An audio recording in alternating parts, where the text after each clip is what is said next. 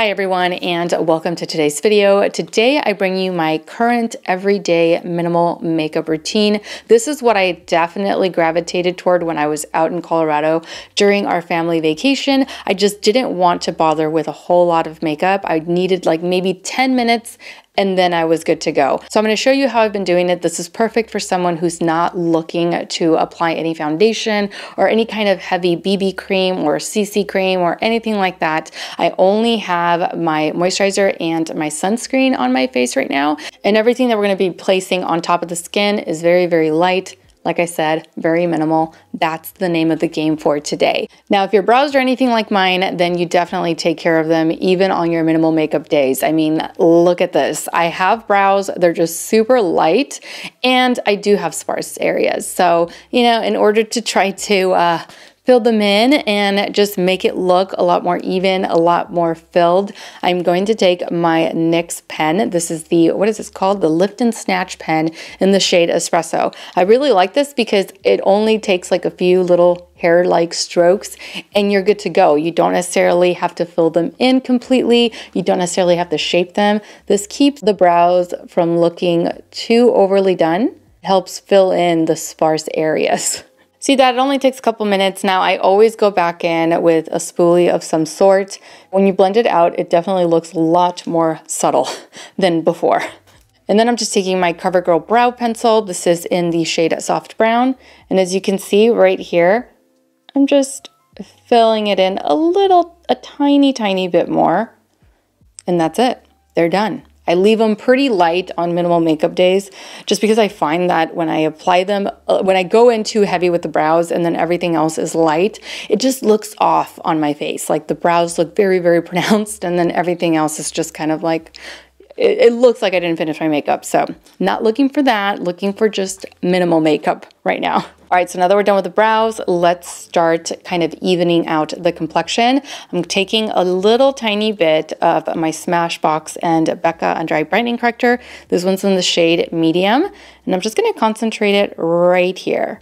I like these correctors because they do neutralize the under eye area, but without completely changing the shade of your under eyes. Now, of course, you don't have to use a color corrector. You can simply go in with your concealer.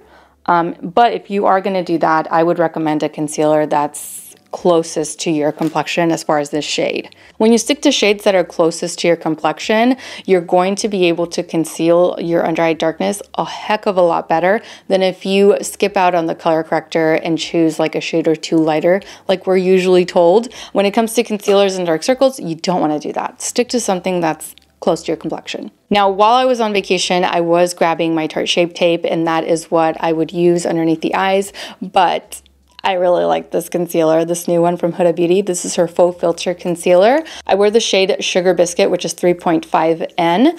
I really love this stuff. It is super, super lightweight, and the coverage is insane. You don't need a lot, so I'll just apply a little bit here and a little bit here.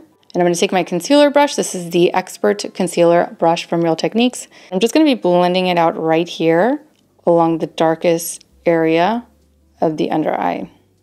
And then, of course, I'm going to blend it into the skin, into the rest of the face, so that it doesn't look off, like we just have a bunch of concealer and nothing else.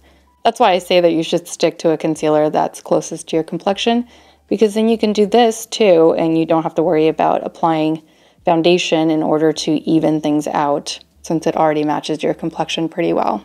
All right, so as you can see, concealer is good to go. The brows are pretty good. You can see that there's a slight difference between where I applied my concealer and where my skin starts. So in order to minimize that very obvious difference, I grabbed my Glowish by Huda Beauty. This one is in the shade Light Medium. All it's going to do is just even out the complexion and leave you with this really, really beautiful, like dewy, hydrated. I don't want to say dewy because it's not necessarily dewy. It just gives you a very even, skin-like, hydrated finish. That's it. That's all I need. Like that. And you see the difference between this side and this side?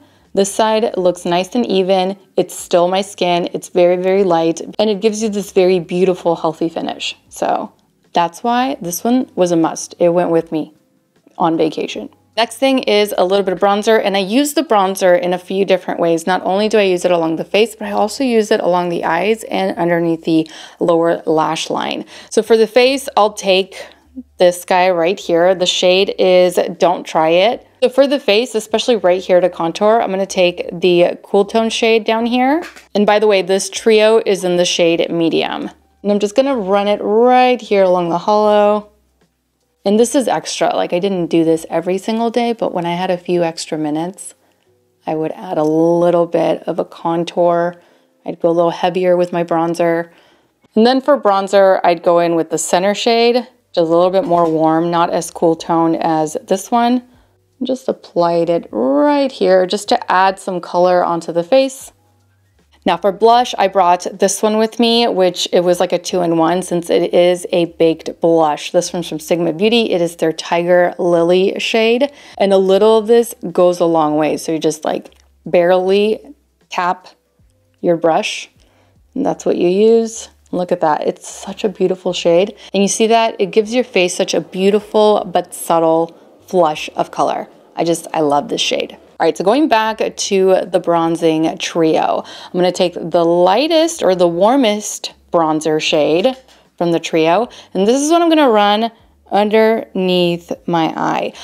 Don't ask me why. I just cannot go without eyeshadow underneath the eye. I feel like an eye look isn't truly complete without a little bit of something underneath the eye. I mean, just look at the difference. This one looks more complete.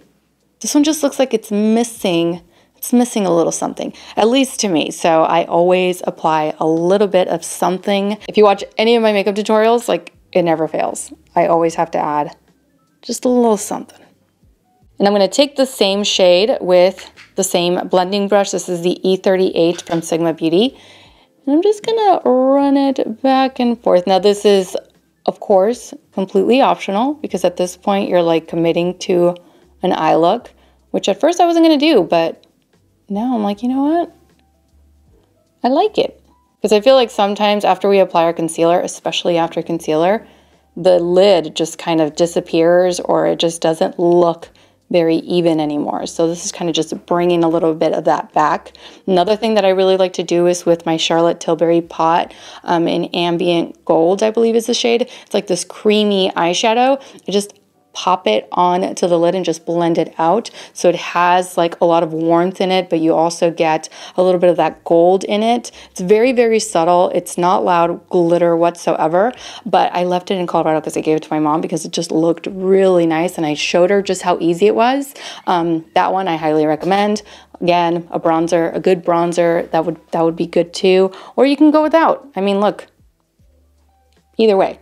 All right, and last but not least, mascara. Now, ever since I did the lash lift, these lashes don't really need a whole lot of mascara, but if you do need that mascara, if you do want your lashes to just really pop, to add a lot of volume, a lot of length, then you need this Essence Lash Princess Mascara in your life. I think I'm like the last one to discover this mascara.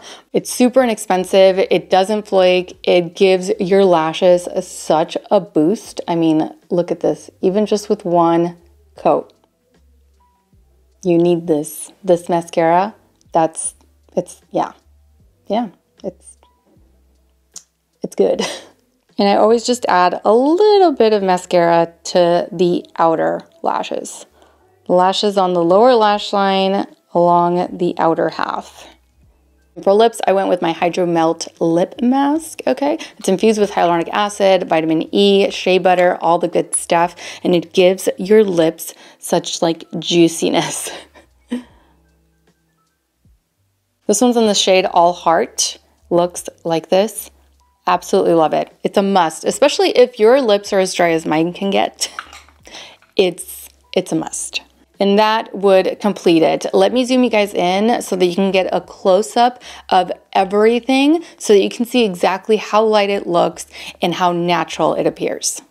So here's the left side of my face, very even. Everything feels and looks very nice and light, at least in my opinion. Here's the right side of my face, same situation over here. And here's the under eye area, looks nice and light. very concealed, and you don't need to set the concealer, which is my favorite part.